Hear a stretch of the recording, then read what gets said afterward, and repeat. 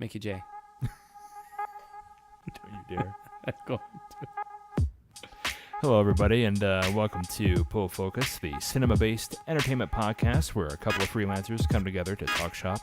My name is Mike, and as always, I am joined by my brother in crime, the illustrious actor, the incredible producer, the very busy casting director, Mr. Robert Andrus. Oh, thank you. Please do sit down. I'm going to throw it right back at you, Mikey J. Oh, Jesus I know, Christ. I totally did. I did it. Mikey J. Mikey J in the Terrible. house. You're terrible. No. We have to start getting like some Mike. There has to be like some famous speeches that we could take from movies by like actors or characters that were named Michael, like Aurelius or something. Are you or serious right now? Michael Caine or something? Yeah, for sure. Michael? Yeah. Do you not understand? There's a huge horror franchise I know. based on Michael. Yeah, and Jimmy Lee Curtis is awesome, but Michael. Meh. I don't know. But anyway, guys, how are you? It's good to be here. It's good to be here again with friends and the 3.6 people who are listening to us today on Pull Focus. We're gonna double dip a little bit. We're gonna dip in. Yeah, we're gonna talk about more than one thing that has to deal with the. Oh my gosh, what? What are we doing? No, it's too much power. We can't control ourselves. One of the things that we're going to talk about, which is a very large, kind of like an anchor, I guess, for lack of a better term, for the cinema kind of files around here, the people that still enjoy movies and believe that they're an important art form, that happens here in Salt Lake and Utah in general. Of course, I'm speaking about the Sundance Film Festival. Oh, what? Wow. Amazing. Wow. Sundance. Crazy. We've talked about it before, and you guys know what our general feelings are about it. If not, feel free to go back in the archive and take a listen. There is an episode. There is a Sundance episode. In fact, it was last year. It this was. time. Oh my gosh, does that make this a tradition now? I think it might be. We did it twice. Unfortunately, we are missing one. Umberto Estrada. He was here last year, of course. But even though Bert isn't here physically, he is here in spirit because I think I'm kind of falling more into his camp. Last time we talked about this, we were kind of like arguing the point where, like, even though we have this festival that was built and kind of celebrates the independent filmmaker, last year we had a number of films that went there directly from big studios. Right. This year it's kind of the same thing. There's more copyright issues, which is apparent because of our inability to find more than a handful of trailers for some of the we're supposed to be the hottest Sundance titles this year. Well, and I'll argue my point on that too. Yeah. Well, before you get into it, and you have a valid point about it, I think that they're cracking down on the capability of being able to provide kind of like, for lack of a better term, that independent kind of commercialization of the film. Okay. Put out your trailer, let people know about what's going on. But because they're already getting bought up by big studios or being made by big studios and just using Sundance as a way to get that quote unquote independent flavor or whatever, even though they're not. Or even exposure. Totally. Right. They're cracking down more on just letting, Tom, Dick, and Jill or whatever, the usual regular person to find out about this film. Anyway, I had no idea about the majority of these films that are going on until I had to do research for the episode. And then, unfortunately, we just don't have anything to show you guys. But luckily for us, we have a Sundance veteran who has, braved the red carpet on more than one occasion. And actually, Andrus, a couple of the things that you've worked on, you've had the good fortune of working on, of course, were put into the theater circuit this year. So yeah, and I don't remember what I said on the Sundance episode, but I volunteer for the directors' labs every year. Yeah. So I go up and work with the directors and their crews and whatever in a format where it's like a workshop. Yeah, they it's go a great up and opportunity. They figure out how to make their films. It's a great opportunity for the independent scene to kind of meld with people who have a lot of experience and kind of trade notes and everything. It's a workshop. It's a brain trust, and people can accomplish a lot from doing that kind of thing. Yeah, and the movies that I've had the privilege of participating in such an early stage in their making, it's been really, really cool. The development, and those ones are truly the independent side of it. So Yeah. that's where my argument was going to come in. Oh, it's still there. It is still there. But it's getting a lot but not more in the commercial. not in the public eye though. Yeah, no, that's true. Right? Because all of the ones that everybody heard about were not the ones that I worked on as far as part of the workshop. Now, I believe last year there was more of a comment or a commentary about one of the films that I worked on. But like, for instance, this year, when you've got a name like Zac Efron playing a character, Ted Bundy. Yeah. Okay. Well, the movie's called Extremely Wicked, Shockingly Evil, and Vile Review. That's the review. I'm just reading now. That's okay. Vile. That's part of it. Right? You have to do research.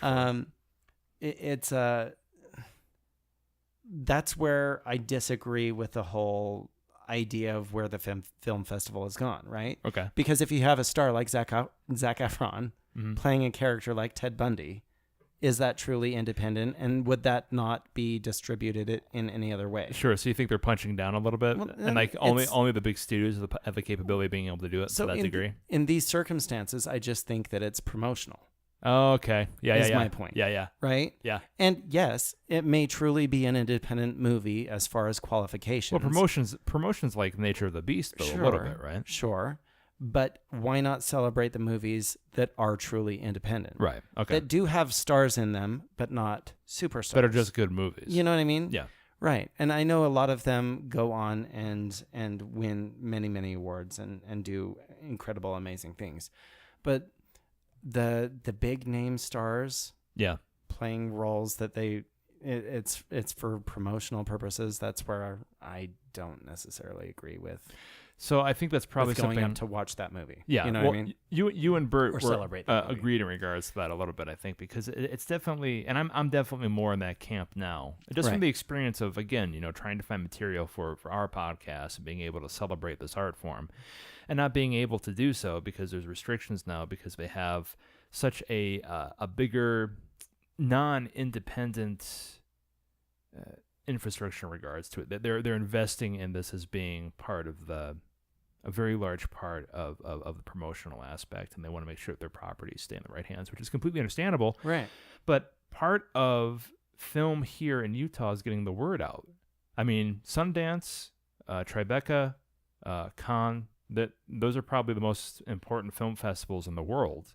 Right. And that's up to argument, but I think it's a pretty valid argument to say that here, or at least it used to be, one of the most important festivals that allowed true talent to shine through and get that promotional gem and celebrate that. How are we supposed to do that when we have, like, Beirut was a good from last year, the movie that John Hamm was in, that which came I didn't see. Yeah, me neither. But that was a right. But we used that as a main point when we were talking about it last time, because there's only so much space up in Park City. Right. And how are we supposed to find the real gems if we're getting the usual kind of stuff getting right? So I'm showing you a poster and a trailer right now, right? Yeah. So we should put that up there. Okay. Because when I went up there to say hello to a friend from the labs, she said this was the best movie up there that year. Okay. Well, at least that she saw, and she saw what, five in total. Gotcha. So this is actually one that I worked on at the director's labs. So we did several workshops. Oh, then of course we're gonna talk about it. So sure. This one I can actually talk about with some credibility, right? Okay. So anyway, I worked closely with the director on one scene at the workshop with this. But I also helped her with all 4 scenes that she did for the workshop up there. And the feature that we're talking about is the Mustang.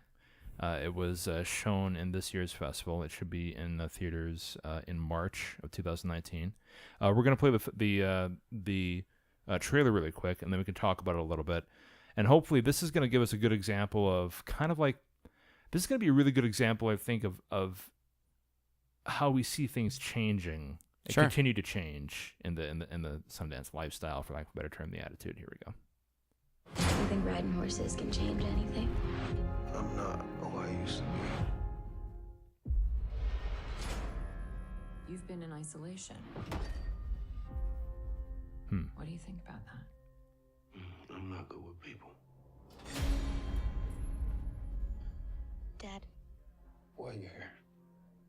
just need you to sign this. How long have you been in prison? 12 years. Jeez. And how long from the thought of the crime to the actual crime?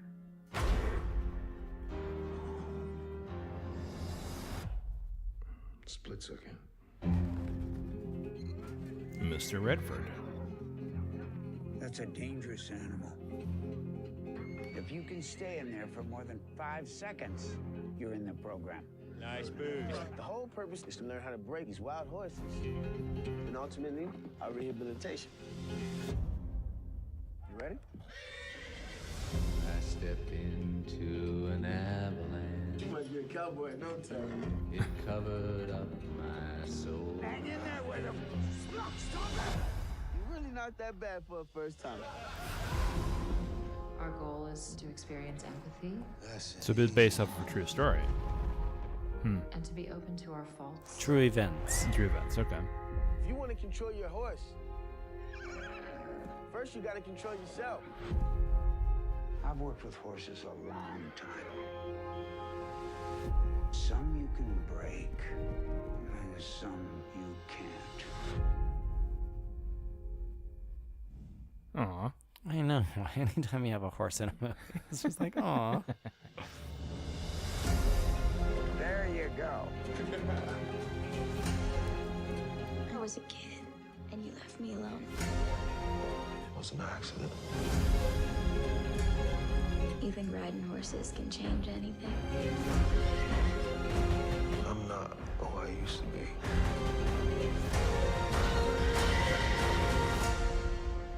I'm listening.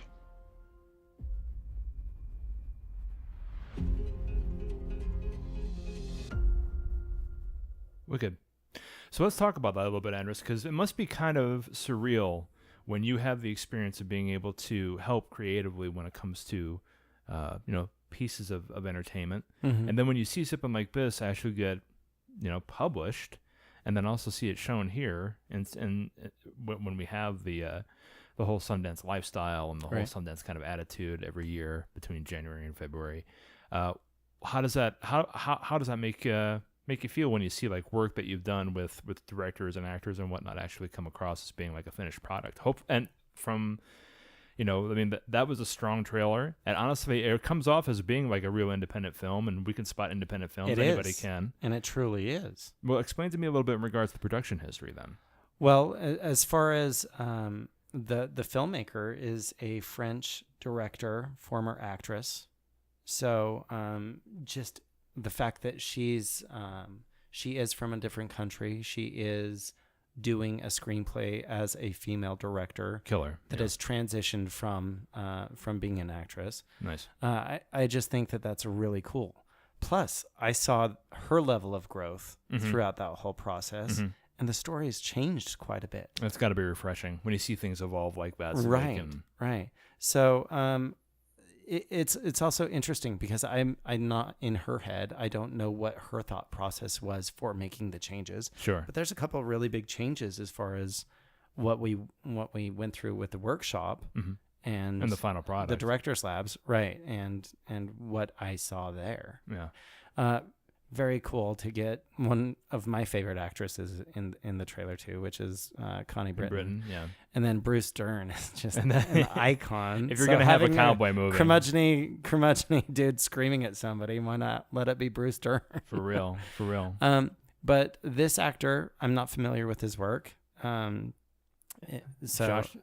And Schoenaerts? I'm sure like you click on his name and we'll recognize things that he's been in. Yeah. But I recognized his face instantly. Right. But whether or not I remembered he was in Red Sparrow or A Danish Girl, now that I'm playing him back in my head, I do. Yeah, you're beginning to see him. Yeah. But quite a few credits to his name. And but he's not Zac he's not well Efron. known. Yeah, exactly. He's not the actor that was up at the labs. Which is kind of like the nature of Sundance in a sense. When we think about some of the films that have come out of Sundance that have been able to use the promotional attitude, the promotional fire, or whatever kind of analogy you want to make in regards to it, it has been a festival that has been able to pluck unknown films, actors, directors, the production staff out of the miasma and give them the platform that they need to really, really create. I mean, there's Quentin Tarantino's the perfect example of that, right? And it does. This makes me feel good because now we have, a film that seems to be kind of like a traditional kind of independent feature that has the capability. Of course, again, I mean, if it's a bad movie, it's a bad movie. It doesn't. We haven't seen it, but the trailer looks strong and the story looks strong. But if it's a good movie, and we can see these really positive things coming out, where all of a sudden the director gets more momentum and the actors get more momentum, and sometimes when you have some of these veterans here, like Bruce Dern, like Connie Britton, they can get reinvigorated and people can remember where they come from, what they're capable of. Well, and also Connie Britton's been in so many things recently. Yeah, she's a hell of an actress on TV and film. Yeah, she has really kind of inundated the market. Well, American with Horror her Story face. aside, I mean, she's done plenty of things. Sure, and then she went on to 911, which was and is a TV show currently going, and several movies have come out with her face all over it, right? But she also feels right for this project as well. You know what I mean? It's not like they just chose somebody out of the ether saying, "Oh, let's put them in because not they in have this star example, power." but we are getting a lot of more features nowadays that do that. Right. I mean, come on. If I'm going to sell a movie, I'm going to hire somebody that can sell it. So how do you handle the balance, though? How do you find a way in which you can still do what the studio heads need you to do, but still try and remain, that's just it. As an independent, you don't need to worry about the studio heads. You just got to worry about your producers. I gotcha. You know what I mean? But yeah, you're not dealing with like a Marvel studio. Yeah, that's for sure. Right? You're not dealing with 20th Century Fox or Paramount or it's Sony like, or any of the big ones. It's not like those studios can't make good movies, but I can't help but feel a little sad. Sure. When we see even more of these major features that are really just using Sundance as like a promotional poster, which again, I mean, like, I know how ridiculous that sounds. It is what it is. It's a movie festival. That's what you're supposed to do. Here's the other thing, right? Fox also has Fox Searchlight. Right. That is their independent right. arm of their company. There's all those things. It is what it is. Yeah. But if you can get a truly independent movie made, right, a story that wouldn't otherwise be told, great. Yeah. That's what I want to go see. I'm kind of wondering. That's the nature and the history of what it is. But knowing what we know about, like, not only the need to be creative, the need to create art, but also the need to be honorable, not to the dollar sign. I'm beginning to wonder now, the longer that I live here and the more attitudes that I hear about the festival in general. I mean, do I even have a right to have an opinion about it? If you have the argument, well, it's gone the garbage can, it's not independent anymore, or whatever. Well, we have examples like this that disprove it. Well, there's such a balance to that because I mean, if you truly are the fan of the independent film, they still have them. Yeah, go buy your tickets and go watch those. Yeah, whatever you're going to do, whatever opinion you guys have. Right. And by the time that we're recording this, it's too late because we're recording on the last night of the festival. Yeah, and technically it's done. Yeah.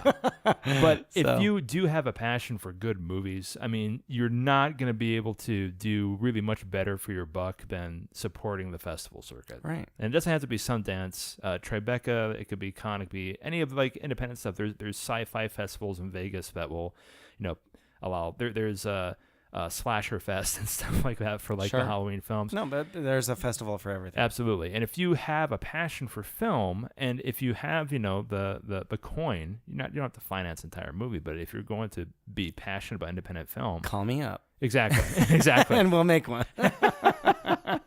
If you've got the money for it, call me up. Yeah, regardless of your opinion of where it's been and where it's going, the festival circuit is one of the best ways to not only educate people but also to help these creators. So, stick with it. But once we have carried that into as far as we possibly can, we want to focus on the next part of the show, which is going to be a title, which is actually not a movie in this particular case. I need to look at this really quick so that we can do this. Are you ready? See what you see? I see a blank screen at the moment. No, what else would you call it? I don't know, a reflective surface of some sort. What else would you call it? Is it a mirror? Is it black? Is it a black mirror? It's a black mirror. Yeah, of course, guys. We're talking about the Black Mirror series on Netflix. This is an anthology that we've been a fan of for a long, long time. And the reason as to why we are big fans of it, besides the fact of it being good and spooky and, making a harken call back to really classical psychological horror like Twilight Zone. Twilight Zone. Here, one more time. One more time. Go ahead. Twilight Zone. Or Count the outer limits. Exactly. Or like Tales of the Crypt or that kind of thing. It isn't that bad. But the thing is that Black Mirror was on the UK independent circuit for a minute. It was fully funded, of course, but the idea in and of itself was so outside of the realms of, mass market cinema and TV production at the time that it took a long time to get off the ground. But because of quality storytelling and, a lot of really great acting, we were able to see it get bought up by Netflix, and it's going strong currently, up to 4 seasons. Yeah. And we're going to talk about our favorite episodes per season so that you guys don't sound like idiots at your next dinner party when the old subject of Black Mirror comes up. Inevitably, season 5 will... Excuse me. Right. Right. I want to call this our binge-worthy segment. Is that a regular thing? I just threw that on you. Okay, I like it. I think we should. Even though I don't think it's original. I don't think I claimed... binge-worthy? No, you absolutely did not. Okay. But I'm glad you're owning that you didn't. Bingeamite. Bingeamite? This is our Bingeamite segment. Okay. No, I'll come up with a better one later. I like it. Do you like Bingeamite? I do like Bingeamite. Yeah. We'll get a soundbite going pretty soon. Okay. We'll figure something I'll put out. like a rubber chicken and an explosion or something like I always Binged do. it. We're doing binged it. Binged it. Because I got a few of those where I binged it. I like it. I like it. There you go. Let's at least we don't have that many trailers for it. Let's watch for season 3. At least you guys can get a general idea of what this whole anthology is about, and quite honestly, what the whole series might be about. Here we go. Which might be my favorite season. Right? I don't In know. this world, we're all so caught up in our own heads. It's easy to lose sight of what's real.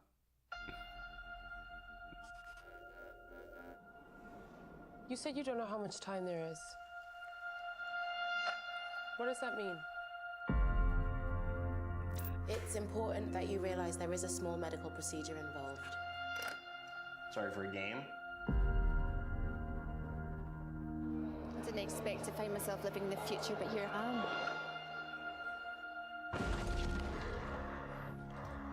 So you recently logged your first kill. Huh? And how did that feel? Jeez. Now choose your favorite. Right. Filmed you through my computer camera. You ready? If we drill down into the numbers, you have got a solid popularity arc here. No one is this happy. Nope. A 2-year-old with a balloon isn't this happy. Well. Singularity is when computers learn to outsmart man like women did years ago. You are so adorable. We're genuinely empathetic as a species. We don't actually really want to kill each other. Gotcha.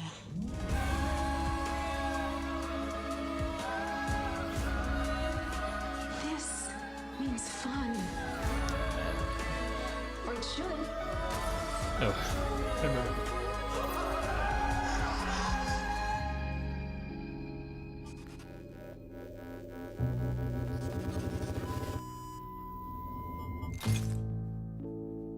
Goodness gracious.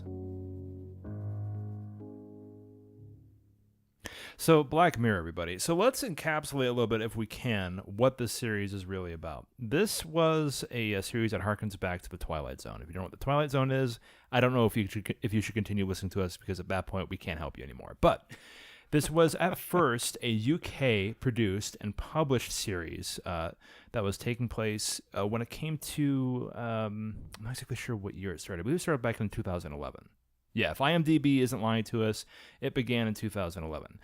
Now, what the series does is it does this really good representation of a dark future. In some episodes, we're going to be dealing with things like, social anxiety, social networks like Facebook and that kind of stuff, war, violence, sexuality, that kind of thing. But what's really interesting about Black Mirror, and I think probably one of the main points as to why people started a binging it, was because it's very, very relatable. We're not talking about like, you're going to be doing a Twilight trope where all of a sudden you find yourself in a room full of aliens and you're the only ugly person in the room or something, right? What? Black Mirror specializes in having drama and thrilling sci-fi that is relatable to how things are right now. It doesn't take a very large it's a step forward. Yeah. It's a step forward into the future. Right. But it's within the realm of we see where we could end up. That's a great way to encapsulate it, yeah. So what we're going to do is we're going to go way on back to our favorite episodes in season 1. And seeing as there are only 4 episodes and Andrus and I both are just going to choose, one from each, we're going to go through this pretty quickly. But by far, you have to understand that first... Spoiler alerts! Spoiler alerts! No question. If you have been living under a rock, no offense, and haven't seen any of the Black Mirror, we're going to ruin these episodes for you. Oh, for sure. So if you're going to keep listening, you've been warned. Starting now. Absolutely. So it's called Black Mirror. Spoiler. This isn't really a podcast. What? Oh my goodness. No, I'm You're doing the podcast. Matrix thing. I'm doing the Matrix. Okay. So for my pick for season 1, there were only 3 episodes in the first season. This is when Black Mirror was still, it got funding, but from a BBC television kind of standpoint, it was still considered pretty independent because it was still pretty small. It was unknown, that kind of thing. Right. My favorite episode out of the 3 was National Anthem. This is an episode where first season. The first season. First episode. First episode, exactly. There you go. National Anthem. Bam. The National Anthem. Oh, does it have anything to do with the U.S.? No, it does not. Oh my goodness. Does what that did make they sense do? to you? Wow. All of you listening in America, I know this is worldwide right now, but all of you listening in America, that's 0.2 of you.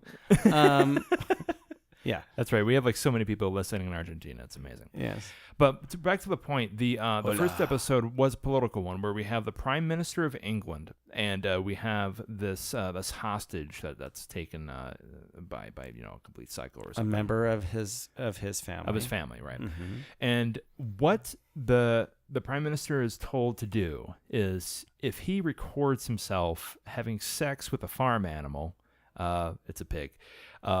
The psycho or whoever is going to release the family member. Okay, can we just hold for a moment? Yeah, let's absorb that sentence. I'm not lying to you guys. That's the actual subject of the episode in question. Publicly, isn't it? Publicly, it's live. Oh, it's live television. That's right. Live They're recording television. It. Yeah. Crazy. I don't have words. I don't have words. I can only the actor that played it did such a great job with it. See if we can find but him. It's appalling. It's appalling. It's terrifying. Yeah, exactly. It's that's what's really interesting about the National Anthem. Degrading. That's the point. But what would you do to save the life of someone you love? Exactly.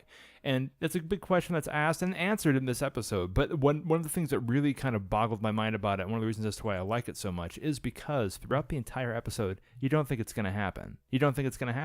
Then the last 5 minutes. What do you mean? You don't think you think they're going to find the... well, you think that they're going to triumph over evil. Yeah, exactly. But again, that Twilight Zone punch comes in. Maybe. Didn't they triumph over evil? I don't know. You'll have to watch to find out. Or maybe not. In the episode, he actually goes through with it. And what's interesting is that the ramifications that come through are really kind of interesting because the very last scene we see in this episode is, the Prime Minister's popularity is up. He actually sacrificed his dignity to save this person for the most part. But whenever he tries to touch his wife, she just recoils in terror because she can't even see it anymore, regardless of him being able to save this person and all this other stuff. It's one of the biggest scenes that really kind of hit me was that when the perpetrator, the criminal who set all this up, the hacker or whatever it is, because again, this was playing with social media. Like the prime minister was doing it because all of his hits on Twitter or digital whatever. terrorism. Yeah, exactly. We're saying, oh, this mother effer, he can't do this, blah, blah, blah, and all this other stuff. And that was really what pushed him, popular opinion. Right. Which nowadays pushes a lot of people to do a lot of messed up stuff. But I do selfies all the time because of it. Well, yeah, but your selfies are kind of classy. Well, they're also ironic, but stop. Please, Stop guys, you. calm down. Stop you all. Calm down. No, but I mean, I never thought I would be a selfie taker, and yeah, I am. Yeah, and that's okay because we understand that there's a difference between the narcissism that we all carry for ourselves. It's part of being a human being, but this episode takes it super, super, super, super far. It's terrifying. It's really terrifying. Really, the most incredible scene that I found in this episode was when the perpetrator, the criminal or whatever, he got what he wanted. And he ends up killing himself because at that point he's like, okay, well, it's gotten to this point. Life is no longer worth living. I don't want to live in a world where this kind of shit happens. I have achieved my ultimate goal. Check out. Yeah, that's it. Right. So, national anthem for me for season 1. Andrus, what is yours? Is it the same one or is it another one? No, because that was just so disturbing. No,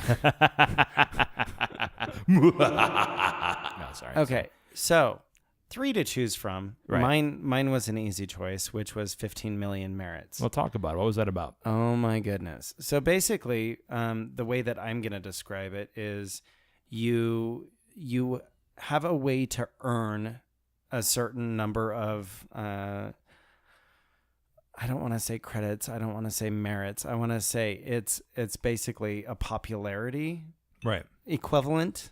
Right? That you can then use to go on to a reality show. Yeah, okay. But it's a digital reality show. It's like a cyberspace reality show. Yeah, it's taking that future concept over. Where you perform a song if you're a singer, and I believe it's the same song for everybody if I'm not You're mistaken. Right. Yeah. And then, or if you do something else, then that's the other thing that you do. Right. Right. It's a talent show. It's a talent show, but it's also contained. Yeah. Right. Yeah, you're right. Yeah. Okay. But this is the first time I'm really trying to process all of what it is. Well, the shock that's the shock value of this entire series, right? From season 1 to season 4. Oh. You don't have really time to think about how it affects you unless you do it in hindsight, like what we've been doing for the past few minutes. No, and it's very strange. So basically, not to cut you off, no, you're but fine. I'm going to. All right, I get it. So basically, the idea is you accumulate this whatever currency or whatever. You accumulate, go on this reality show, and then you are judged. And if you are judged, then your lifestyle becomes a socialite's lifestyle, right? Rather than the working class, right? Right? Is that how you? I think it's a good way to encapsulate it. Yeah. All right. So we follow a couple of people on their journey to this achievement, this utopia or whatever. And really, you follow one gentleman. You kind of get a glimpse into some other people's lives, but the one was just her singing that song. Yeah, just it affected me. Yeah, because I could tell that it was like a life or death situation, even though she wasn't really passionately singing like what one might think is a life and death situation. I think it was a good classification in regards to like all these shows that we see, like America's Got Talent and all that other stuff. Right. For the people who audition there, it could be a life or death situation, or at least they're feeling that it would be. Certainly life altering. Absolutely. If you look at any of the front runners or top 10 on any of the platforms that there are now, the mass Voice, media like has made Idol, stars out of these people. Easy. And if I may, it kind of goes back to our original thought and like the way that this kind of melds into our entire thought of the episode, the Sundance, turning the unknown into the well-known. Sure. And on that one chance based off of talent and hard work and whatnot. Oh, I can't believe these how many explosions. Yeah, I can't believe how many times I've seen an actor arrive on the scene. I'm like, who are they? Yeah. Where did they show up? Right. Why? I still think that about a couple people that I'm not going to say their names. Right. But then a year later, it's like, wow. I mean, obviously, there is a reason for their success. Yeah. Because they're in another show. Yeah, they're talented. Or another show. Or another show. They're marketable, for sure. Right. I don't know one that I can use right now. Like Jennifer Lawrence would be a good one. Where Absolutely. did she come from? She came from the independent circuit. But oh my God. Yeah. What talent. Has she done? And she's incredible. Yeah. Oscar award winning. I will give her that credit for sure. Absolutely. There's some where I'm just like, not so much. Why did they get a 3-movie deal that went absolutely nowhere? I don't understand. Who knows? It's a gamble like anything else. But this episode encapsulates. This all episode of that. affected me because it was an entertainment industry related episode. Yeah. I could understand it. I followed it. I understood why the character that we're following actually did what he did and felt the way that he felt. Yeah. But it's also one of those things where it's like Rupert Everett was in it. Yeah. What? That blew my mind. I'm like, no, that's not him. No, it is him. It's like, okay. And it was a long time ago before, Yes. But I will say there was something about that. And the ending, not what you expect. No, not at all. And that's what I really like about these movies is I don't necessarily think I like it that you just call it a movie. Are predictable at all. No, well, I mean, they're basically hour-long movies. Yeah, that's fair. Right? It's following that old BBC trope, the old British television trope, where like the seasons have less episodes in them, but the episodes are that much bigger. I mean, like when the first time that I saw Sherlock, I was like, wait a minute, this is an hour and a half. Right. This is like 4 movies. And it's an episodic. Yeah, but you're still calling it a movie. Yeah. Right? I got you. I'm going to call this a movie, even though on our last podcast, we were not calling them movies because it was still an anthology, which is what we're talking about today, which is why I'm laughing. Don't bring that back. I'm Don't laughing bring that back, because, please. yes, I did call it a movie. I did. This one is a movie. And I'm standing by it. The other ones were not. This one is. There you go. Let's move on to season 2. So season 2, I can't remember when season 2 specifically began production. The first episode was released back in 2013. And it was dealing with, the same kind of thing when it comes to, these twists that come into play with a foreseeable, darker future that pops up. This one, my favorite episode was Be Right Back, the first episode of the series again, of that particular season. And the reason why is because I really felt that this was such an interesting situation that a lot of people go to when it comes to loneliness. This, out of the entire season, this was the most lonely of all 4 of the episodes. The most lonely? The most lonely. The most lonely. The loneliest, yeah. No, I wasn't... I wasn't arguing with you about verbiage. I'm too used to Bert being here. I think that everything that's coming out of your mouth is, you're no, agreeing with me. Yeah, you're right. I was just clarifying. I'm sorry to jump down your throat. I'm just used to arguing every 5 seconds when we still have. I know. You know what's crazy? I didn't realize that was Haley Atwell. Oh, until yeah. I'm looking at her name Let's on talk the credits. about that. Let's talk about that. Holy transformation of human being. I did not make that connection. Right? It's crazy. Wow. Let's talk about this episode. So Be Right Back is an episode of 2 lovers being played by the lovely and talented Haley Atwell and the lovely and talented Dornhall Gleeson. What happens is Haley Atwell's character, her name is Martha. She is married and in love with her husband, Ash, played by Mr. Gleeson. And Gleeson dies in a car accident. Mm-hmm. Due to the immense amount of grief, what Martha does is she goes online, and after getting some suggestions by her sister, people and again, who care about this is her, in the future. It is in the future. Okay. She provides a online, content provider, for lack of a better term. Mm-hmm. All of her husband's, or maybe boyfriend. I'm pretty sure they were married, but anyway, all of her significant others' pictures, comments on social media, text messages, that kind of thing. It's relatable because that kind of stuff is actually being done now. Fiancé, I believe. Yeah. If I'm not mistaken, I believe they were not married, but fiancé. Very good. But what was happening is that all of his online information was being collated, and what they did is they made an online AI. Excuse me. Too much rum. They made an online AI that mimicked him to a T. Now, some of you might remember a couple years back, there was a very large story that was popping up in NPR where this exact same thing was happening. Not to this immense kind of, specialization, for lack of a better term, but there was a case where there was a married couple, the husband had died, and there was a program that was developed. I'm not sure if it was by the widow or by her friends or something along those lines. But it was this thing where, like, it would take old text messages that they had sent, mm-hmm. and it would be like this rudimentary AI that would occasionally send this woman text messages, and then she would have conversations with this online robot. This particular episode does that exact same thing, but it takes it to the nth degree, because not only do you have like this real AI that can talk and speak and text through your phone in the exact image of that person. Exactly. Right. They also provided an android, like a clone, a life interface. Yeah. That, just like you said, Andrus, it was somebody who looked and talked and apparently, was even able to be intimate with Haley Atwell's character. Right. And it was all about this really beautiful but very lonely story about how this poor woman was coping with the loss of the most important person in her life, and how she was finally forced to accept the fact that her fiance, whoever was gone, and she had to carry on. And this one was also my favorite from that season. You're welcome. Thank you, everybody. You're welcome. You're right. No, we know. You're welcome. Great taste. We have incredible taste. Great taste. Indeed.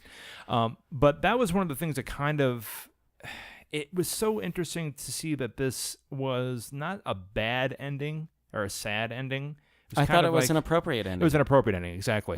Which kind of threw me for a loop, because the first season, all bad endings. No, you're just like, okay, what's going to happen? Because there's so many moments in here where it could go terribly bad to a very negative place, right? But for me, what were the other titles? Can you show me that one again? Absolutely. So this one was a standout for a bunch of different reasons for me. I also very much enjoyed White Bear. Yeah, that was the second episode. Because talk about psychological criminal justice. Oh yeah. I'm like, intense. Wow. Yeah. Oh wow. Let's think about that one. I always love it that like stuff like this can still shock me. Like I'm kind of cynical, like when it comes to horror movies and that kind of stuff. But when it comes to like psychological thrillers, like I can still be surprised, and it makes me happy. Yeah, mind job for sure. Waldo movement, a moment. The Waldo moment, I really didn't connect to. No, very much. I thought it was very well acted. I liked the performers in there. I thought were great. I thought so too. It was my least favorite out of all four of them. Same thing with White still Christmas. High quality. I liked one of the segments in White Christmas. I didn't like all of them. Mm-hmm.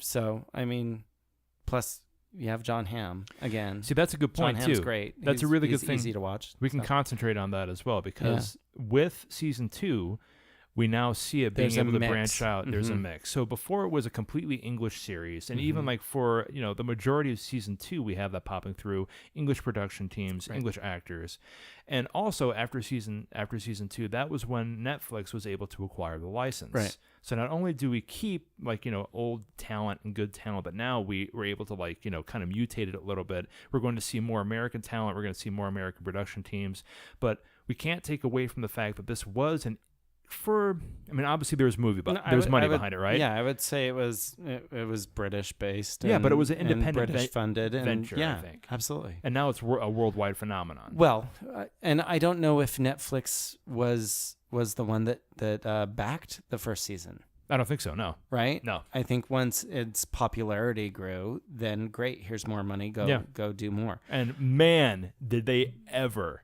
do more? Oh no, for sure. But one of the most amazing things about Be Right Back was it resonated with me on so many different levels. Yeah, totally. So many different levels, and I thought that even though the other ones were well put together, right, it just didn't have the same effect. I feel emotionally or visually or anything else. No, I absolutely agree with you. That's the reason as to why it's my favorite episode out of that particular season, because it's very relatable to more people. I think. Right. Who doesn't know what it means to? Well, obviously, you get to a certain age, and none of the people that haven't experienced loss, haven't been willing to do something to hold on to that person that may have fallen out of their life or something like that. Right. And what I'll say for White Bear, the fact that we're following what is very clearly not a good human being by the end of it, is so incredible. I fell for it. F you, audience. I know. No, seriously, that's what it was for me too. That's another thing too. I love it how it was just like, the production team does not give a shit about the audience's opinion. No. They just want to shock and awe. It's just like, they do a great okay, job now of we're it. on a journey with this really vulnerable human being. Yeah. We're going through everything that she's going through, and then by the end of it, you find out she's a horrible human being. What? Well, how did we? I don't know how to feel right now. I feel like a horrible person now because what? No. I know. Yeah. Give me the reverb. It's awful. Anyway. You've earned it. Thank you. So let's move on to season 3. Season 3 was the first time that we had more than a 4-episode pack. We actually had 5 in season 3. We're one-upping yeah, ourselves. Indeed. We're going to one-up us. I'm sure that's how the boardroom meeting went. The conference table goes, gentlemen, we started with 3. We've gone to 4. And now... What do you feel about 5? Oh, my genius. Shall we one-up ourselves and go to 5? I love it that it's like, you know, like the production board or whatever. So those English guys, but like they're doing it like in the Netflix Empire control room or something. And then you've got Jerry in the back corner. Exactly. What do you mean? Of course we're going to do that. Of course we're going to go one more. We own it now. What are you guys worried about? We're going to, I don't know where we're from, why we're doing these accents, but this is what It's a beautiful thing. Let me get more of those fancy cookies you guys It's going like. to be the guy from Texas going like... the oil money and go everything. bigger. I like it. You got to go bigger. Well, let's move into it because it did go bigger. Season 3 had 5 episodes. My favorite being the last one, Hated in the Nation, where we have it does take place in the UK between England and Scotland, and we do have one of my favorite actresses in it. Okay, so a little thing about me, I happen to have a the possibility of maybe having a crush on Kelly MacDonald. I'm just saying it might be a thing. I don't want to overstep my bounds because but anyway, you mean the accent? Yeah, exactly. Well, also she's really an incredible. it The accent's amazing because I'm an American slob, and also she's. Do me a favor, I want to see more of her credits. Okay, and also she's just an incredible actress. But I agree there. Kelly MacDonald plays a Scottish PI, and what's happening in this particular. She was a PI, or she's a detective equivalent. Oh. Good point. Well, right? You're right. She's a higher ranking police officer. She's an officer. investigator. Yes, exactly. Investigator. You're absolutely right. I wouldn't say PI because that tells me the wrong story. I know. My I'm apologies. Sorry. Yeah. I am so very sorry. Yeah. I'm not arguing to argue. I'm just arguing to follow my brain pattern. No, but you're absolutely right. She is a higher ranked investigator on, the task force or whatever it is at this particular time in the universe. Is it Scotland Yard? Is it Scotland? I think it is Scotland Yard, but they don't call it. I don't think it takes place in. It might be though. I don't know. They don't call it Scotland Yard. They don't. Though. Yeah. It's and they the don't police call or it whatever. MI, whatever. Right. Right. MI6 or whatever it is, or the SAS. What happens is that at this point, agriculture and everything has gotten so hardcore, and on the other side of things, the environment has not been great for, insects in general. And more importantly, it's like the whole idea of all of the beehives. It's bee death. Yeah, really. bee death. Yeah. Right. So they took it a step further. Exactly. They all dead. They're all dead. They all dead. They all dead, Mike. They all dead, Mike. Mikey J. So, sorry, Mikey J. What they did? Get out of here. I know. T. Hollow would not stand for this, sir. What they do in this particular episode is they make a agricultural program in which, and it's this thing that we have talked about at length. The technology is there now. Exactly. Bee drones. Where they do have bee drones that are now taking place of the now extinct honeybee that can go through and they can pollinate all the different flowers. Praise Jesus or whatever. We can still have food and fruit and everything, and we're not going to be dealing with worldwide hunger and the destruction of our ecosystem. It's man's way of fixing a natural problem. It's man's way of becoming God. Not so much, right? Okay, maybe not. Let me try it again. In a way, it's man's way of becoming God. No, okay, fine, whatever. Creating Dolly. But man's way of creating Stop it. Dolly. You're Sorry, so I know. stupid. Anyway, I know. Go ahead. But what happens is, of course, the machinations of an evil psycho who, was was pushed to do what he did because of exactly, because of the right reasons. His girlfriend or the psycho's girlfriend or a good friend killed themselves because social media pushed her to do it. And in order to get back at social media, he puts in this malware in all of the equivalent of Facebook or whatever it is. Mm-hmm. And it turns into this game where everybody goes online, they vote for the death of certain individuals. Let's say if there's a particular political figure that you may not be, a fan of, you could go onto Facebook and you could say, as a game, you would think it's a game. Oh yeah, the red sector is going to get this guy or something. Let's just say Mickey Mouse as a digital non-human person, right? If you hated Mickey Mouse, you'd be able to put his name in. Whoever gets the most votes in the population of this online social media network, the psycho is able to program the cyber bees to fly about and actually kill the people who got the biggest vote on the social network. So this calls into a lot of things into play. It's man versus machine. It's woman versus man. It's woman versus nature. All these incredible things. And what really kind of hit me was that after about 5 or 10 minutes, I forgot that it was a Black Mirror episode. And I did it because this was the first time I think that... it just felt like a reality? Yeah, it felt like a reality. And also the story structure of this episode really felt more like a movie to me. Okay. I don't know why it was. I think it was because the acts... All of them feel like movies to me, to be honest. I disagree in regards really? to that. Just okay. A bit, yeah. I think sometimes when you have a movie, you have the first, second, third act, then you have the climax. All of them felt like that for me. I didn't see that in all of them. But this one, especially felt like it. Yeah, and also it was a premise that I could... I don't know. I think I found it probably to be one of the more believable. You just in love. I am absolutely head over heels. Which we will talk about for mine in this episode as well, and this season as well. So, because I'm in love. Okay.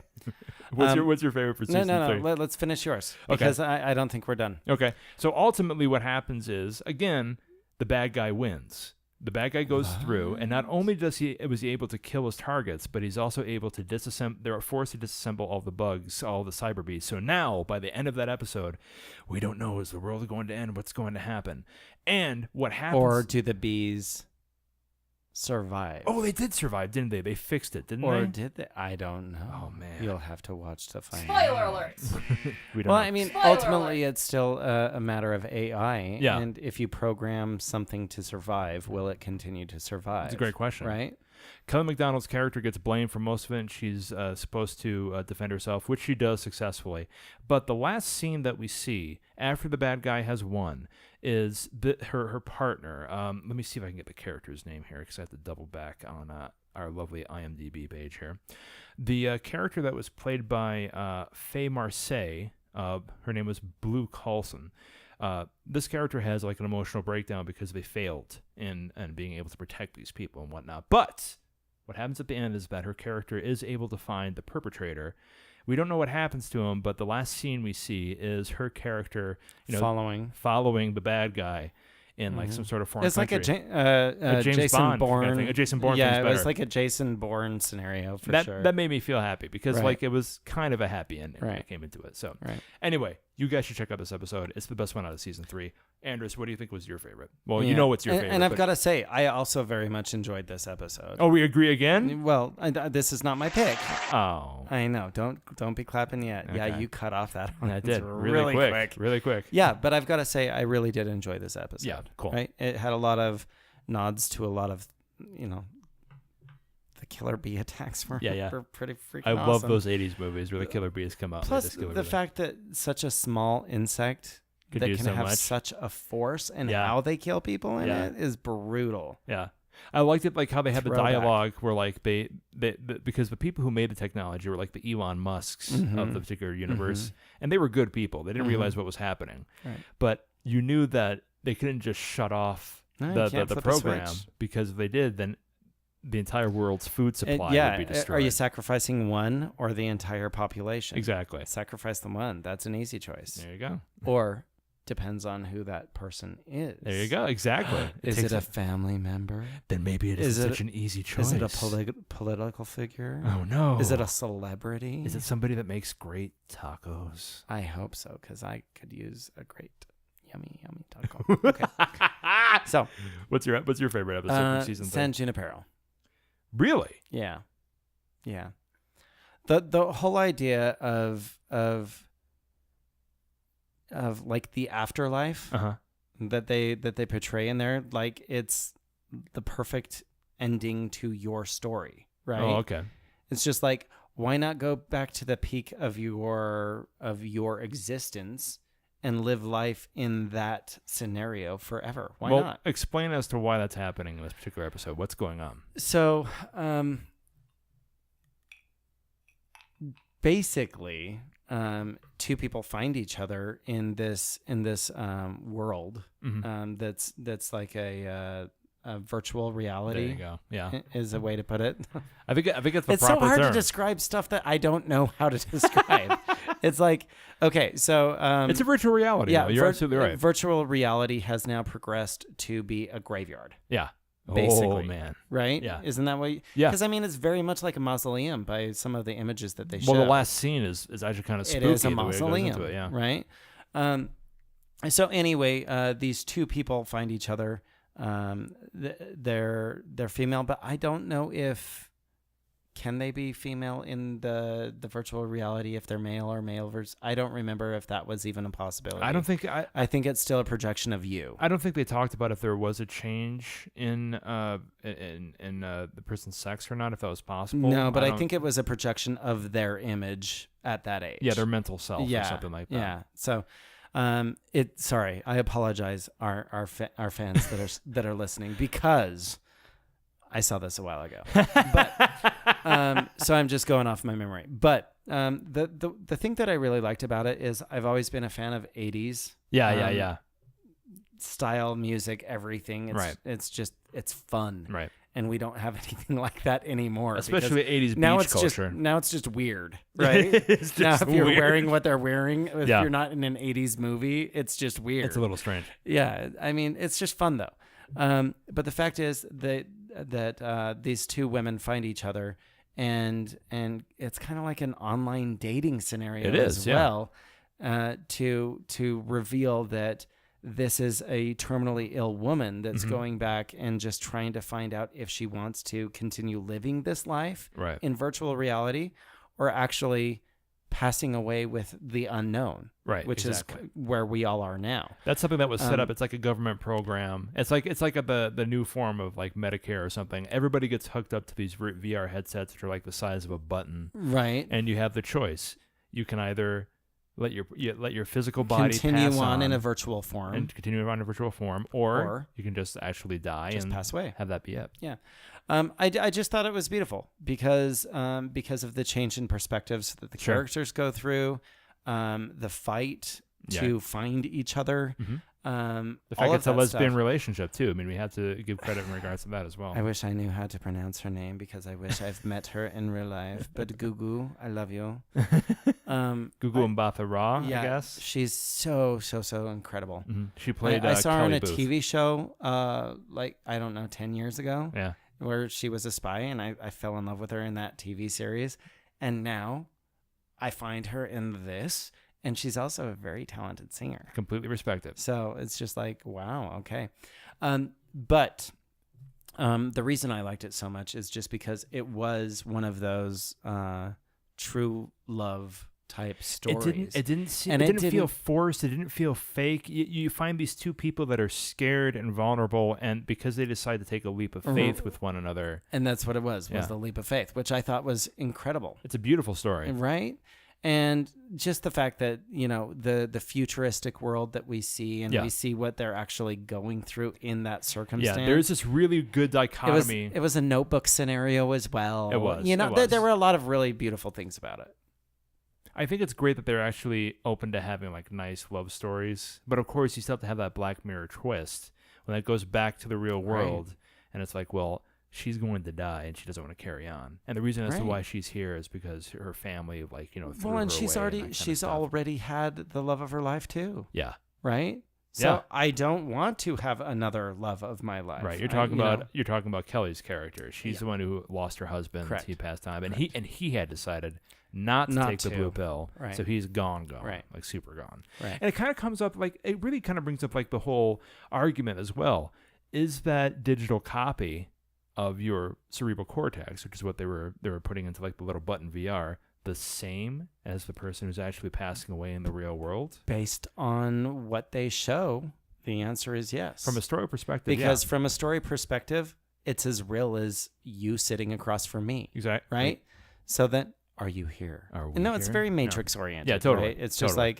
are we in the world that we're really living, or Yeah. or a paradoxical, circumstance, And the world they- multi-universe situation. Absolutely. There's multiverse stuff Right. going on. There's digital Right. discovery, and Right. there's multiple worlds. We hear in the dialogue talking about oh, now they're at the beach, but next month one's going to I don't know, New York or something. But it's a virtual world that they're Right. playing into play. You get to choose where you end up. Right. And do you want to live in paradise for the rest of your life, or do you want to fade off into nothing, or have the afterlife that your religion tells you you're going to have? These are all questions that we have to ask ourselves. Right. So I really like that. Can you go back to the episode list? Mm-hmm. Man, the 80s were so great. It's crazy. Yeah. Okay. I thought you said you Shut Up and Dance. I did. So you changed your mind. Well, at it's some kind of point. a tie. It's kind of a tie. Is it? Yeah. Hated in the Nation I liked overall because, again, I'm a sucker for stories that I think have a happy ending, for lack of a better term. Okay. Shut Up and Dance was amazing. It was an incredibly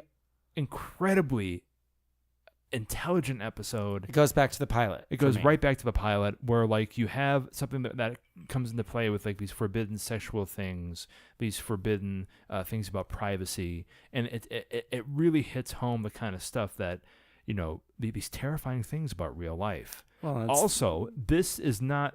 I think that out of season 3 goes out there a bit when it comes to technology, except when it comes to Shut Up and Dance. Shut Up and Dance, I think it's dealing with technology that we have today.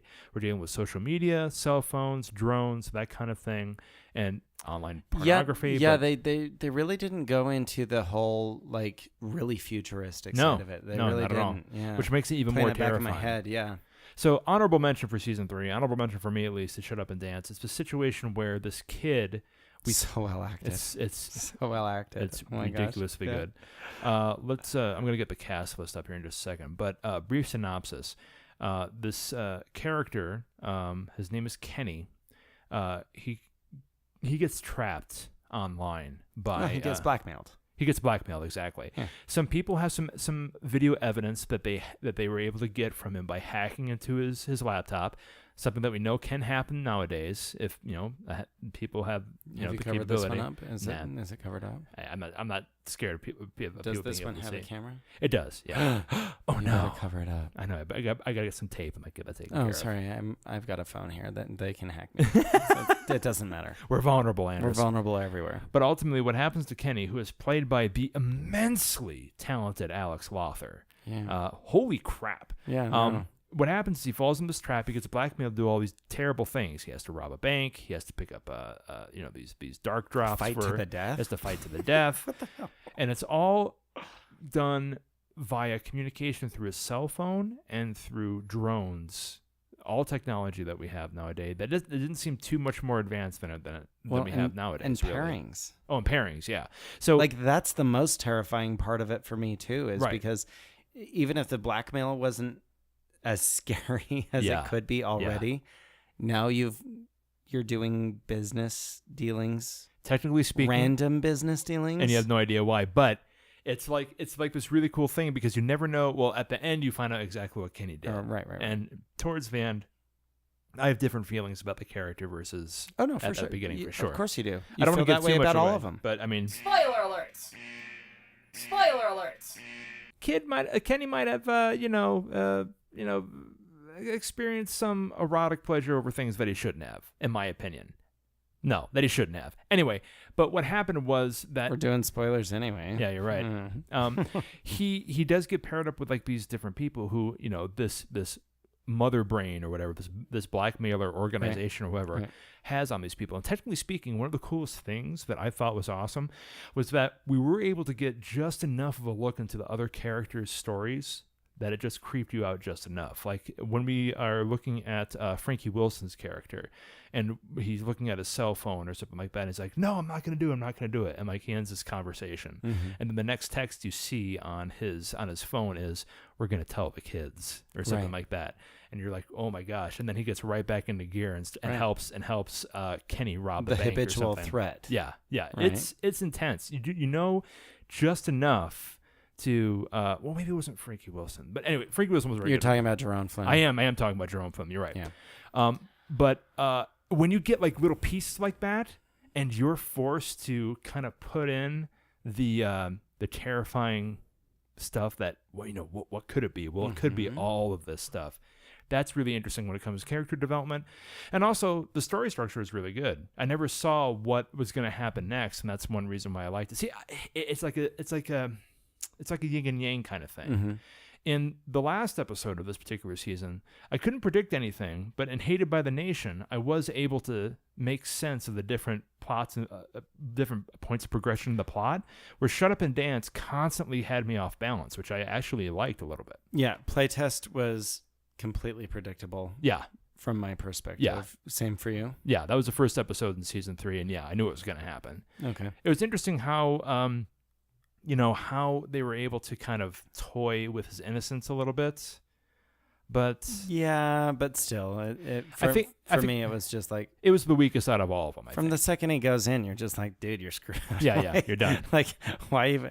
How do you not know that that's a stupid idea to go in there and do that, right? Well, he dies at the end. Spoiler alerts. Did you really? Yeah. Spoiler alerts. Yeah, I just did that. Or did he die in the beginning? You're welcome. Oh my gosh. I know. Okay. You're blowing everybody's mind. I know. Okay, so let's move on to the last one. Yeah. I do want to give it my honorable mention. Oh, that's right. I'm sorry, Andrus. To Men Against Fire, because I'm such a fan of the idea of what that whole concept was as a military do your job. Right. Don't ask questions. We're telling you that this is a threat. But is it really? Malachi Kirby plays Stripe, a soldier that we later find out has surgical implants into his cerebral cortex and also in his eyes, so that the enemy, quote unquote, that he has to fight against looks like a creature, looks like a vampire or something like that. And what's interesting is that through brainwashing and through, again, you know, chemical inflections and cybernetics, they're able to make Stripe believe that he's actually fighting monsters, when in reality we find out it's all technology, it's all character control that they're using to make him be this living machine. Yep. What's really heartbreaking is that at the end, when given the choice to choose reality or the fake reality that this military has set up for him, he chooses the fake reality, which honestly you have to ask yourself, if your life is really a nightmare, you know, do you take the blue pill or the red pill? Well, and here's the thing is, if he was given that opportunity at the beginning of his career before he had actually pulled a trigger, right, would he have answered the same way? It's a great question. And the answer is no, I think. No, I don't think so right? either. Yeah, I think you're right. So I think it's also nicely done. A perspective. Totally. Yeah. Totally. So it's just like once you commit a heinous crime, can you ever take that back? Truly? Who knows? Rehabilitation, I'll just do my best not to ever do that again. Versus... I will never do that again. You know what I mean? I do. Which leads us into season 4. Because there's a talking point on that one. Season 4, of course, is the most current season that we have. Season 5 will be published hopefully later this year, I believe. How many episodes in this one? Apparently, the Diabolical Crew... Did it go to 6? Or did it actually go to 7? It went to 6. It went to 6! Woo! We have one up every season. Confirmation, ladies and gentlemen. So season 5, if you do not give us 7, we are not watching. We're going to revolt. We're just not going to watch it. Okay. I got to change that sound effect. Anyway, season 4. You should do like a... wah, wah, or something. A pickaxe, something like... Pickaxe or like, something? a pitchfork, rather. I like it. You know, I like it. We're mobbing against Oh, the we got to beast. make like a mob thing. Mob thing, yeah. I can take it like from a Frankenstein movie or right, something. Something, I don't know. I mean, I can just make it myself and have it be completely original and not copywritten by anything. What do you mean? What? So anyway, season 4 of Black Mirror, guys. This one was the biggest season for a lot of reasons. Keep going. It has the biggest cast. It has the biggest production value. It has the biggest amount of episodes as well. And I think that this is really cool because now, from season 3, season 4 is where Netflix really pours the gasoline on. They're saying, okay, we know this is a valuable, marketable IP. Let's go all out and see what happens. And they did with this. My favorite episode in season 4 would have to be Metalhead, actually. Was it really? It was, yeah. Really? I was thinking, that's not what I would have expected, because I already told you what mine was. Yeah. So. I have another honorable mention. Well, I like the whole season. Yeah, me too. And there's it's all very strong. Episodes that I like more than the episodes that I like less. But, but yeah. It's good stuff. Let's talk about Metalhead really quick. Let's do it. This was the black and white. Yeah. It was really cool. It was definitely a step from what the usual stuff that they have popping in. Until this one, it had all been in color, but because it was directed by a particular individual who enjoys the minimalist scheme of things, we were able to see the reason as to why they were able to go through and go into like this non-utopian. I've got to tell you though. I also enjoyed it. Once it was black and white, I'm just like, I'm not sure. You kind of get it, don't you? No, I totally get why they. Like, it makes sense. It does. But, like there was a lot about it that I was just confused by at the very beginning. I'm just like, why is this so important and what's going on? But again, terrifying. Yeah. Really was, because terrifying. It kind of plays with the fear that we have with AI and technology taking over, the whole Terminator syndrome, that kind of thing. What happens in Metalhead, kids, is that we have it taking place on the post-apocalyptic landscape of the Scottish moors. Somewhere, somebody dropped the bomb or something happened, a big pandemic. Let's just call it Skynet. Okay, we'll call it Skynet. Because I think that's what it was. Probably really what it was, right? Right. Sorry, is that trademarked? What? That's fine. Everything's good. I mean, it's digital net. There you go. Yeah, good save. Good save. It's good. Cybernet. Yeah, that's it. Oh my God. That's all right. Cybertron. Oh crap! No! Stop it! I did it again. I'm gonna cut your mic. Get sued. I'm gonna cut your mic. What happens is, Andrus is right. The machines take over. I think so. And there's a population of people now, and they have to go through and survive any way they can. We have people who know how to hack, people who know how to use tools, people who can like shoot a gun. The main character they have to find an item to survive. Exactly. The main character played by one Maxine Peake. The character's name is Bella. Beautifully done. Wonderfully done. Not a lot of dialogue in this, a very physical film, but they were able to handle the minimalism really, really well. Not only when it comes to the way in which it was shot, but the way in which character development came out into play as well. The scene opens up with Bella's troop going through, and we know that they're in the wastelands and they're looking for something, and they're in constant danger of being murdered by the remnants of this. Which you feel is a life or death situation. Absolutely. From the get go, minute. You're like, we have to get this item to survive. That's what I really liked about it, because it was, you knew exactly what was happening, and it's medication or whatever, food or whatever it is. Yeah. We go about, and member by member, Bella's troop are killed off by the robots that are now in control of everything. That are very much canine-like. Yeah, they're 4-legged contraptions with like kind of like a turtle shell kind of thing. No eyes or ears or anything like that. It'd be kind of like if you took like a pair of black Legos and put like 4 legs on them. But these small machines are murderers. They have the capability of being able to shoot these people. They reminded me poison of them, track Dobermans. them. Oh, dogs, yeah. Did they for remind sure. you of a Doberman? It reminded me of a dog. It was more like a Schnauzer kind of thing. See, for me, it wasn't like a wolf or anything feral. It was very much like just a weapon. Yeah, it was a dog weapon. You knew what it reminds me of a Doberman. You knew what its purpose was right away. Right. If you guys want to go to Boston Logic and take a look and see what the robotics department is doing, similar, right? It's exactly the same, pretty much. Right. We are living in the times, my friends. I wonder if they use that the door handle thing. Yeah. Did you see that one? That was crazy. It was freaky. I might have to put that into this episode so people know what's going on just a Yeah. bit. So if I did put that in there, you guys know what we're talking about. If not, just do a quick Google search. I'm probably going to put it in there anyway. But anyway, these things, like, it's fucking insane. You're fine. It's So these things are murder machines. They have taken over. Their prime directive now is to destroy the threat, which is humanity. And the way they do it, it isn't like this big flashy thing. We've all seen how this happens in big movies where it's like the Terminator and he has like these huge guns and he's mowing people down back and forth. And he's got the huge muscles. Come on, I'm going to get you to the chopper. Arnold. Come with me if you want to live, but I'll kill you first. These units, exactly. These units are tiny little things. When you might even think they're cute if they weren't trying to kill you. Right. But the things they do to the characters in this episode are violent, horrifying, violent content. Absolutely, and they don't give up. Once they have the target, they go after it over and over again. The last scene we see. How many were there? How many people? The machines, because really we were just. One was in pursuit. Right. Well, at the end, there's like 18 of them. Yeah, no, there were a lot. Right. Which made it even more terrifying because the one right was threatening enough. Yeah, yeah. And now Bella had with like wounds in her stomach and everything. Right. Bella constantly has like this cheap radio that she keeps talking to people with, and we find out through that dialogue that either her brother or her husband or somebody that she cares about is back at this quote unquote encampment that the crew came from. Mm-hmm. And the last scene is when Bella understands that she's a dead. She's not going to survive. She's not going to make it, and she's saying her final goodbyes. And the most horrifying thing, honestly, in my opinion, is we don't know if anybody hears her. Right. Which is crazy. Yeah. And what was the object? Because technically she dies alone. Yes. Right. After sacrificing herself. Sorry, spoilers. Sorry. Spoiler alerts. We're doing it.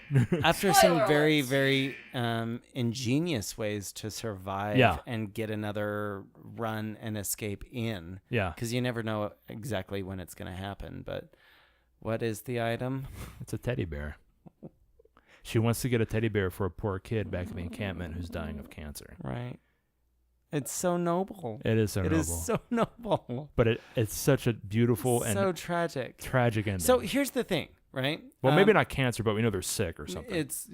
I don't know that. I don't recall specifics. Yeah. So I just went along with you. I'm like, yeah, it's cancer.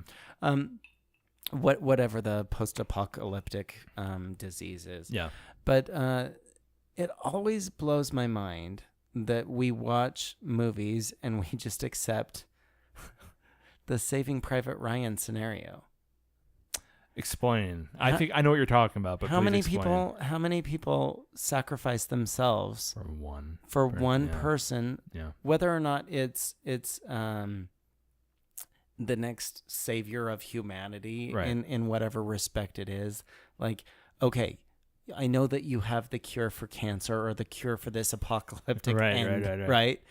I'm going to say, like, Walking Dead did that with Eugene. All the time. You know? Yep. It's just like, we need to protect this guy because he's got the cure. Yeah. He's got the know-how, and all you have to do is get him to the lab, and we're safe. But you also have how many people die along the way to get this guy? Over half of the original cast. Yeah, easy. It's one of those things where like you can't choose who you love because it's right. It's definitely such a man versus machine kind of thing, right? And it's just they're not afraid to hurt people's feelings. They're getting Game of Thrones all up in this thing. It's dark. They are that. Yeah, they are that. But because I felt the most in season 4, I loved all the episodes in this, and the honorable mentions we'll get into in a second. Mm-hmm. But because I felt the most in Metalhead, I felt the most hope, and then I also felt the most despair. That's why it gets my vote for best in season 4. What about you, Andrus? Man, like, again, I'm going through all of these, and I'm just like honorable mentions across the. It's just because I really enjoyed the full season for sure, and I think this watched the heck out absolutely. of it. We binged it, binged it. Black Museum was my favorite because of so many reasons. It tied everything together. It also bridges the whole idea of. I mean, she's solar charging her car. Yeah.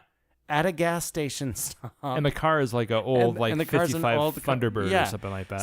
So just like taking an archaic item, and mashing it up with future technology. It's cool. It's a good twist. And then going through the museum that has all of this Black Mirror memorabilia or whatever, and nods and. Well, what happens in the episode? And all of these amazing items. Well, again, because she goes through a black museum. She goes through the Black Museum. Black Museum. Right. I don't even know. It's another storytelling aspect. Yeah. You're going through her perspective, going through this museum about these horrors. Yeah. It's a horror museum. We got Douglas Hodge, who is like the ringmaster, the unparable Douglas Hodge. I mean, this dude has been. I really liked him. He's really great. Like you look at his repertoire, and he's just ridiculously good. This guy's a professional television actor. He's like a character actor. He does a great job. He plays the not the ringleader, but he plays like the curator of the Black Museum. And we find out that his character, Rollo Haynes, great, like probably the best character name I've ever heard. It's a pretty cool It's not name. bad. Rollo. Are Like, you a fan of the candy? I love the candy. I know, seriously. Yeah, that might have something to do with that. But he's put into this position because he failed as a medical technology guy, the stuff that he developed in a past life. And is that his punishment? Right. I mean, right. What would you say? I would say yes. Okay. And I'm glad that he got punished in the way that he did. Yeah. So what's really cool about this episode, and it's not my favorite, but I can tell why.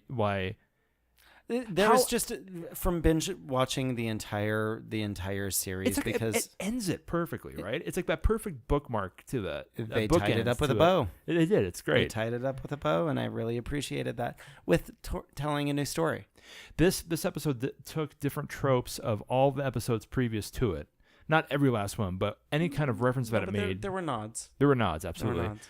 Any kind of reference that was made in regards to themes that came from previous episodes. Mm-hmm. They used those as main plot points where Rollo is talking to Letitia Wright's character, Nish, about like how these things became part of the museum and the stories behind them. And we have this lovely little anthology as the last chapter of this anthology that ties up everything together. And then we get like this new story as to why Nish is there in the first place, and it's to kill Rollo. Right. Which is great. And it's so great because I'm also a big fan of Aldous Hodge, by the way. Yeah, for sure. So shout out. He was one of my first MySpace friends. That's awesome. That's awesome. He's a great actor. That's the funniest thing. There was, man, I don't even know how to articulate why I liked it as much as I did. I think it's because that season was a great season. There was so much nostalgia in it, and I think I'm just going to stick with that as the answer. Well, it's great that we talk about nostalgia as we talk about the honorable mention I wanted to put up. Right. Which one? USS Callister. Space. I can't do it. But what I'll do is I'll make up my own. It's the final frontier, guy. Space. Oh, sorry. Go ahead. The Black Mirror of Space.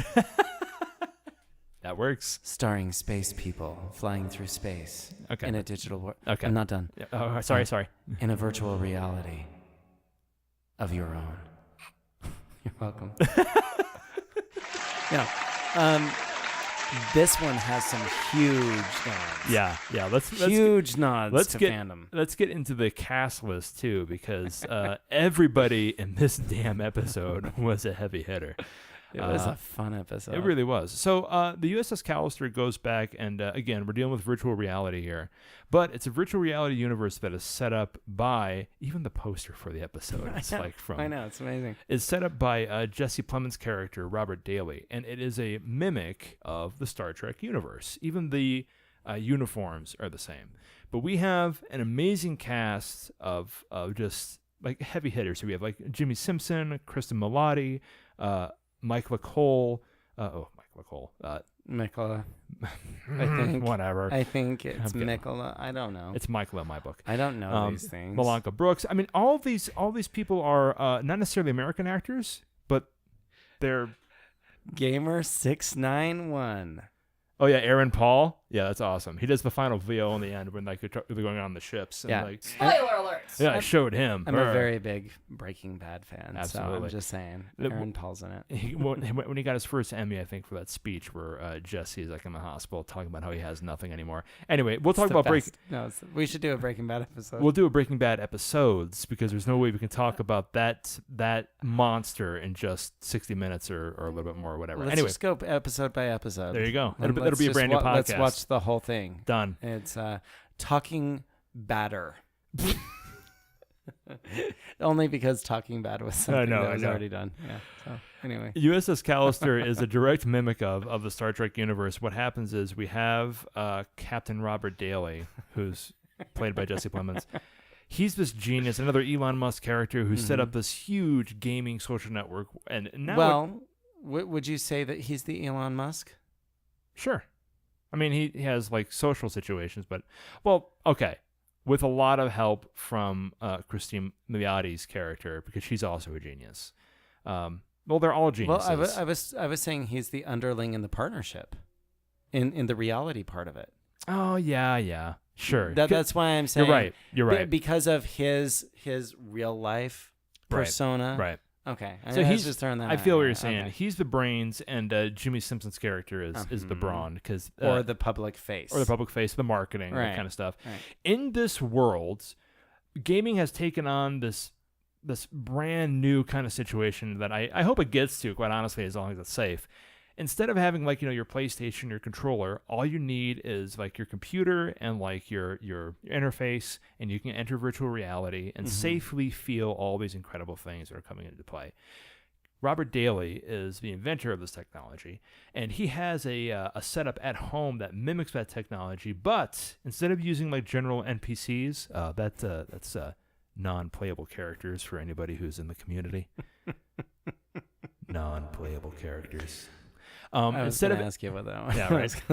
Instead of NPCs in his personal setup, he takes these digital copies of people that he knows in real life. He has like the scanner thing that he has at his desk. He needs some DNA from the person, but digitally he can make a clone of that person with that person's memories and everything and implant them into this world. Which felt very reminiscent of previous episodes. Yes. Which was why it made sense. Which is why it was good to make it the first episode that season. You called it. You're absolutely right.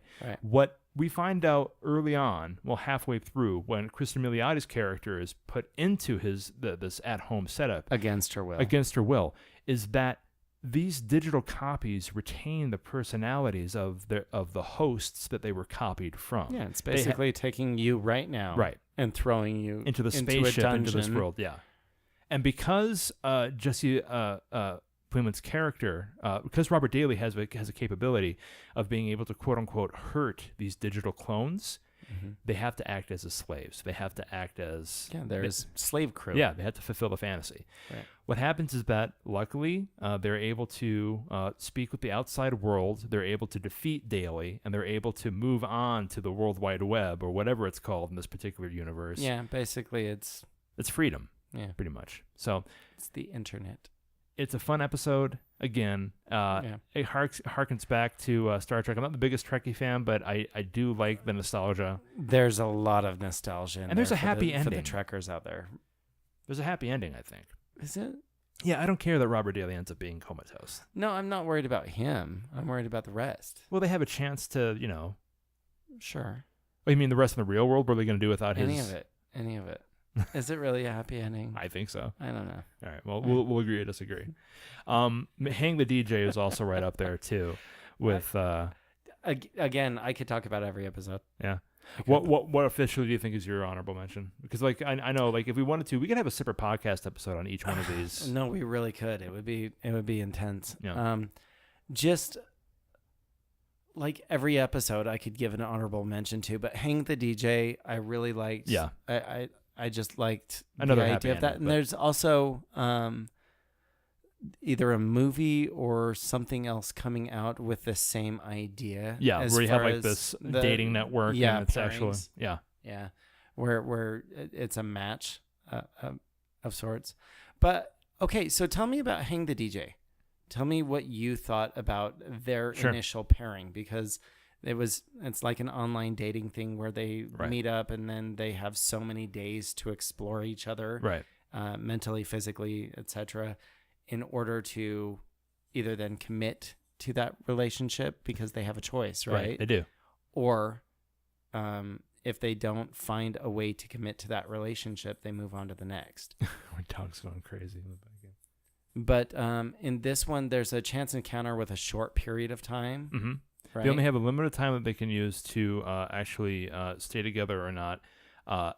And it isn't just relationships that they might like. They have to commit to the relationship They have that to they happen commit to to it find. for the rest of their life. Yeah, for that for that particular that point of time. It could be for the rest of their lives if they choose to, but it could also be something that's like, a few months or years or something like that. And the thing that I liked that episode was because it's just like, if something that somebody does annoys you, you got to still stick with it, which is what you have to do in a real showed relationship. that so beautifully. They really did. It's just like, I don't want to stay on this very much longer.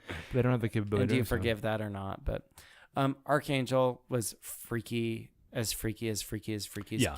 can be because you're dealing with a child, and again, it's a slave against her will. It is scenario. Her mom had every bit of control over her censorship. She was trying to do what was best for a little She girl, but was. But I mean, at what point is it too much?